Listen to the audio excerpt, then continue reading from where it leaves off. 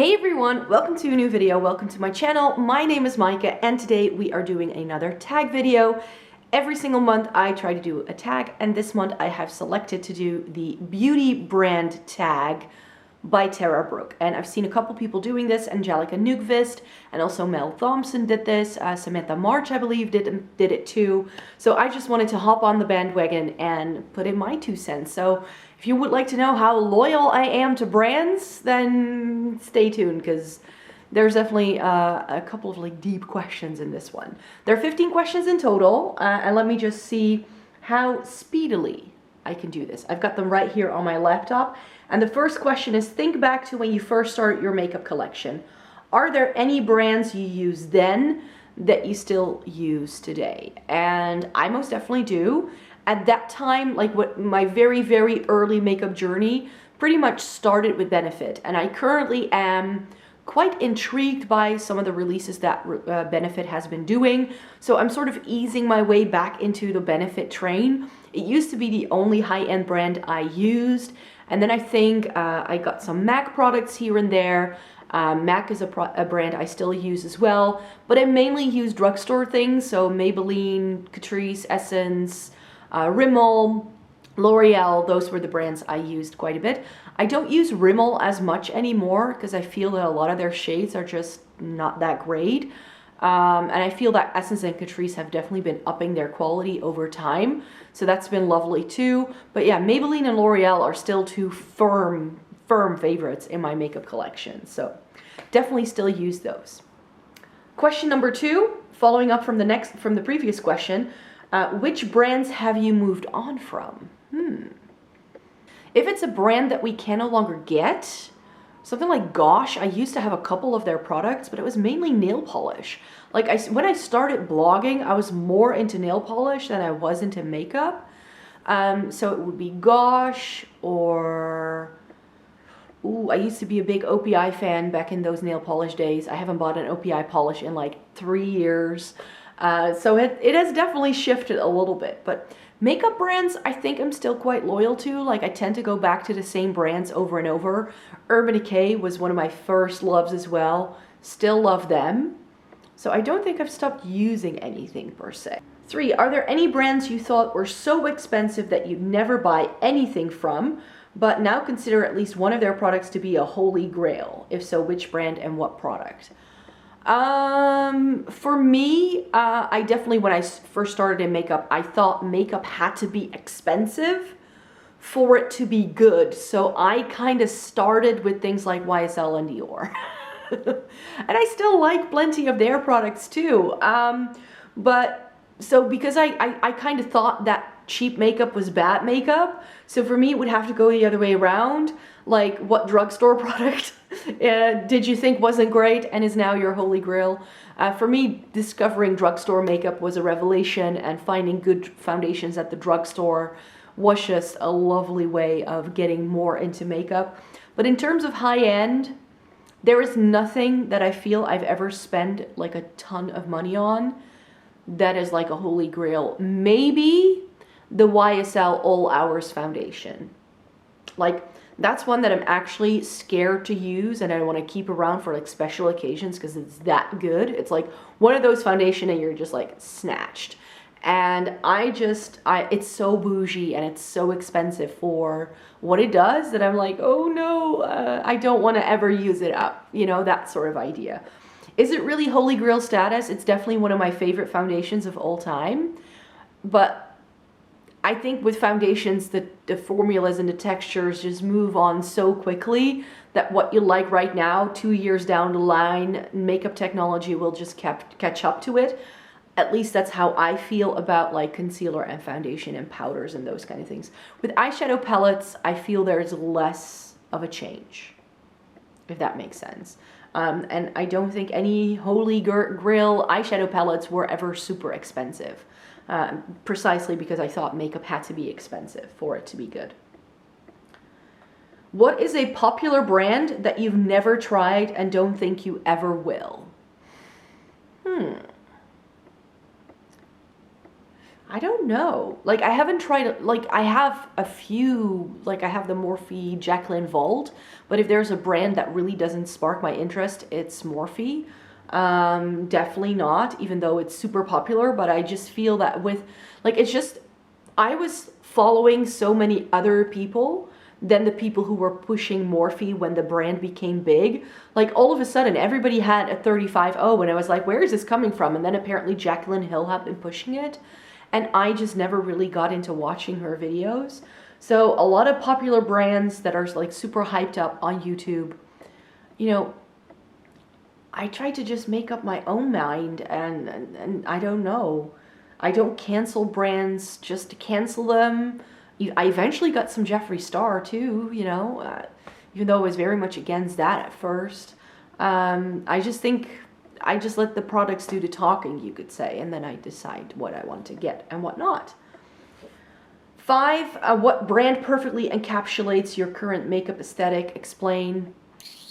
Well, I already mentioned Urban Decay and my love for them, and I'm not sure if I really fit their aesthetic, but I do think that Urban Decay used to be a lot edgier than they are now, even though they still try to market themselves as being edgy. So I feel that they kind of go with my makeup aesthetic from that perspective, because I like a good neutral, but I also like a bright pop of something. And I feel that I haven't tried a bad product by them, per se. Like, everything I try kind of suits my makeup needs, and whenever I'm looking for something, I end up with like an Urban Decay product, and it's fine. So when it comes to my makeup aesthetic, I think Urban Decay. Yeah. Oh, number 6. Are there any brands you haven't tried because you don't like their packaging? Morphe? Again, Morphe. Those really big palettes, not my cup of tea. I wanted to try Morphe, but whenever, like, they kept doing these large palettes, and that's why I eventually only bought the Vault, because it had those 4 smaller palettes, and that works for me. But these super big palettes, no way. Another brand that everybody keeps raving about is Glamlight, but paint palettes and burger palettes and pizza palettes and birthday cake palettes, which is the palette everybody's talking about right now, it's too big, it's too bulky, I wouldn't know how to store it. I don't care how lovely your quality is, but I don't need the gimmicky packaging, because I know I won't use it if it's that big. Like, I just don't reach for it. It needs to fit into my storage, and then I'm fine. So please, Glamlight, make a smaller palette. Just make something small. It doesn't have to be this big. Yeah. So it's more about size rather than the actual packaging that I don't like. 7, is there a brand you've only tried because their packaging lured you in? If so, were you happy with the actual product? Purely for packaging. I think I used to do that a lot more at first. Like, you're just sort of like, ooh, like this like magpie kind of situation where you're like, I want all the pretty things.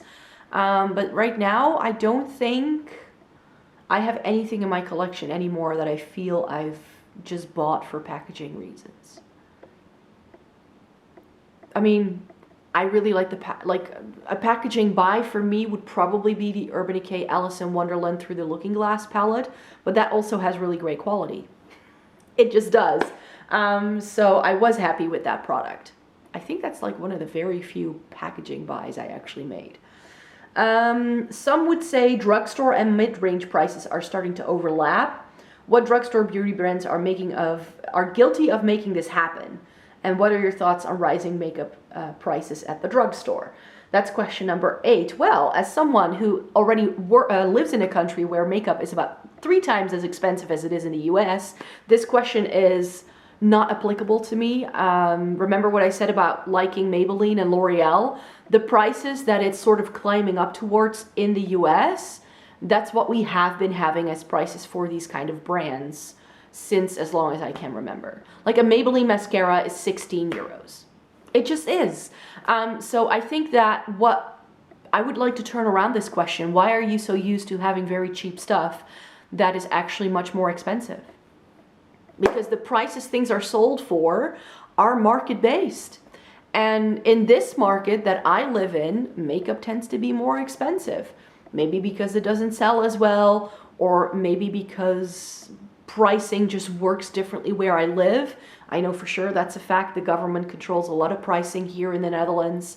For instance, books and CDs and those kind of things are a lot more expensive over here than they are in other countries. And that's because we have to pay a lot of taxes over these things.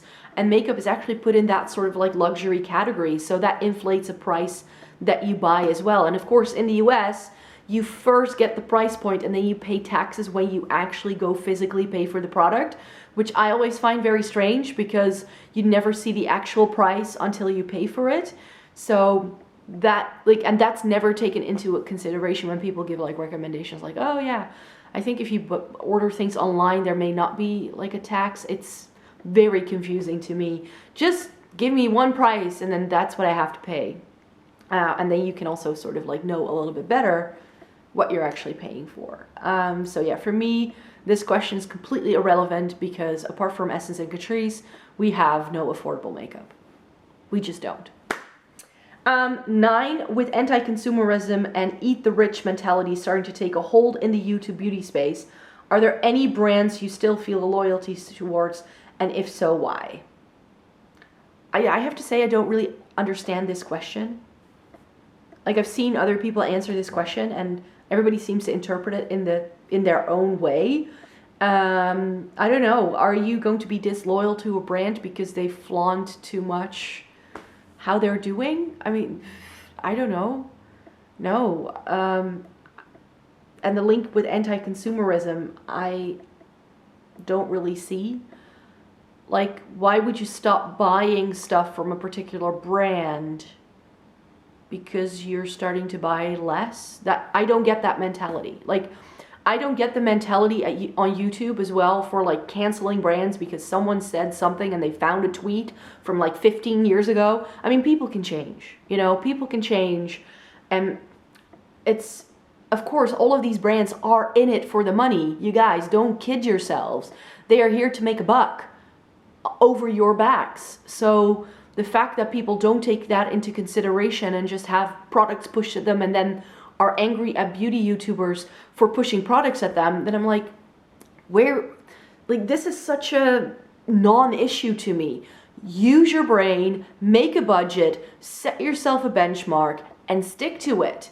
That's the only way you're ever going to navigate any sort of thing in life. If you don't hold your ground and you don't make decisions for you, boy, you're in trouble. Just in general, not just money-wise. Like, I feel very strongly about this, as you can tell.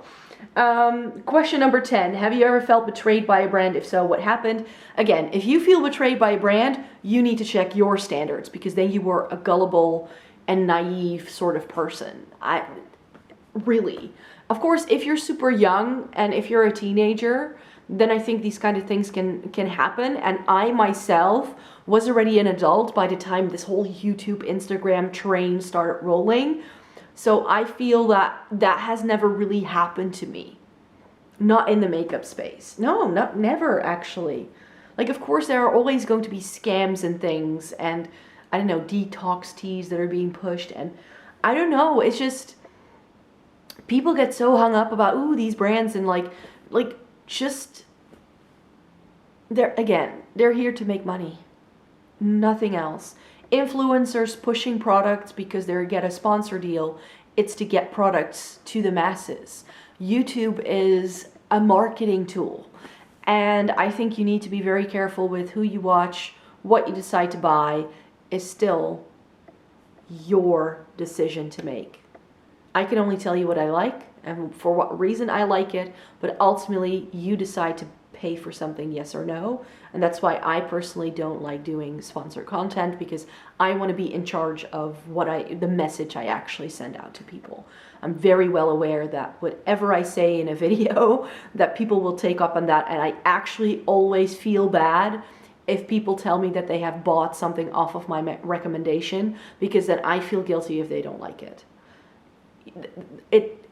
It's really a thing for me. Like, that's why I feel very, very icky about accepting products and doing PR and things like that. It's why my channel is not growing as fast as it could be. And it's why my blog isn't going as well as it could be, because I'm not willing to play the game. I want to play the game, but I want to play it on my terms and not brands and PR companies. Let's make that very clear. 11, are there any brands that you feel give off exclusivity vibes, making you feel like you aren't cool, rich, or pretty enough to buy from? If so, which brand and why? Again, people, live your own life. Yes, I've had situations where I felt like people were, but this was mainly in store, in like beauty stores. I make an effort of doing my makeup when I know I want to go into certain beauty stores here in the Netherlands, because they can be quite elitist. If you just go in there and you're not wearing makeup and you're wearing sweats, they won't help you. Like, they just won't. And if you don't fit their sort of like makeup aesthetic, they won't give you as great advice. I literally stood at like next to a lady once who was like dressed to the nines, high heels, all that much. And the lady at the counters told her like, oh, I wish everybody would come in looking like you. That's when I feel exclusivity kind of like whatever. Like, everybody's here to buy stuff because they want to feel good about themselves. Else you, like, that's the purpose of a beauty store, right? You buy a perfume because you want to have that memory attached to it and you want to smell nice. You want to buy a nice eye cream or day cream because you want to have that experience of the product and you want to take care of your skin. You buy makeup because you want to also enhance your best features. So in terms of inclusivity, for me, it's not about brands saying that, like, I don't know, by brand trips or whatever. I've always been like, yeah, whatever. You know, I don't think that's the brands per se. Of course, there have been stories, but I don't know about those stories. I wasn't there. So I don't feel I should feel bad about that for not being included. Because I think that if you play by your own rules, being included doesn't matter. And that's been sort of like my life philosophy. I don't play by the rules very often. And I'm pretty sure that if you met me in real life, and you meet people who know me in real life, that they're saying, yeah, she's a bit of an oddball. I'm used to sticking out like a sore thumb, and I don't care, because that's been my choice. I want to be different. So, who cares? 12, what's worse? Choice fatigue, which is exhaustion from too many makeup releases, or a lackluster quarterly launch from a brand you're typically excited about? I think what's way worse is the fact that we're churning out things like it's nobody's business. The fast fashion sort of take that Colourpop has on makeup, I think is super problematic. So that's why I would much rather have fewer launches, like for instance with Zoeva. I think that that's a very unproblematic brand. They release something like every 3-4 months or so. And then it's very quietly introduced into their line. Like, very often I will go onto their website and I'm like, hey, they have a new product, didn't know about it.